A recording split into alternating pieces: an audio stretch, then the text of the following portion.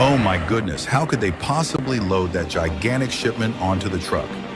In Australia, McAleese was entrusted with a task that was monumental both figuratively and literally. The shipment, nearly 200 tons, 15 meters tall and 15 meters wide, equivalent to the size of a small football field, was transported from Henderson to Anderson. With such weight and size, this was a real challenge. The team had to move very slowly and carefully through each short stretch of road. This sight was not only unusual, but also breathtakingly captivating, providing a thrilling and surprising experience for all who witnessed it.